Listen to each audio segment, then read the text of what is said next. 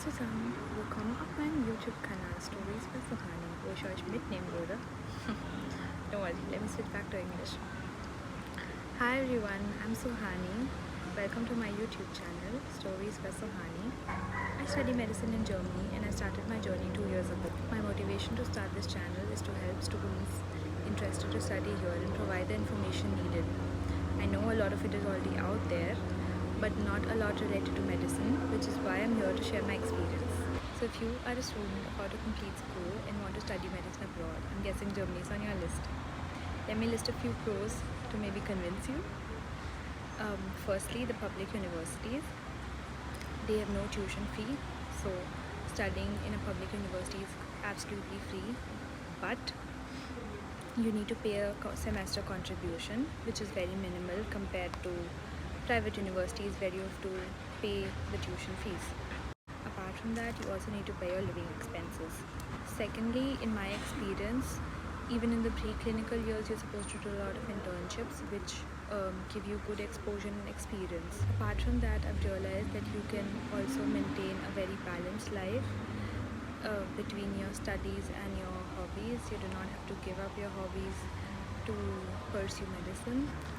But as they say, the grass has always been on the other side. I also have to list a few cons. First one being the medium of instruction, which is German, aka Deutsch. So to get into a public university for medicine, you need to have a minimum C1 level of German. There are various certificates that are accepted across different universities, the most popular ones being TELC C1 and Studienkolleg C1.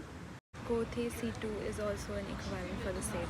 If you are a student of international board, you might want to know that you do not have to do another year of Studienkolleg. Your only requirement will be a German language certificate. Secondly, the recognition of your schooling. In my case, my 12 CBSE certificate was not recognized, so I had to do a year of Studienkolleg. Now the question is, what is Studienkolleg? It's basically a year-long bridge course designed for international students. Those of you wanting to study medicine, you have to do M course of the Studienkolleg, which has subjects like physics, chemistry, maths, biology, German. So to get into a Studienkolleg, you need to write an exam conducted by the universities called Aufnahmeprüfung. Aufnahme meaning admission, Prüfung is exam. So it's an admission test. Once you clear the exam, you have to do 2 semesters of Studienkolleg. At the end of the 2 semesters, you need to appear for another exam called the Feststellungsprüfung or FSP. The grading system here is 1.0 to 5.0, 1.0 being the best. So with the grades on your FSP, you apply to universities for medicine. Before I forget to mention, you should know that to get into a public university for medicine, there's a lot of competition and you need to get a 1.0 on your FSP. But not to demotivate you, I have seen students who've gotten 1.2, 1.4 but have still got into medicine.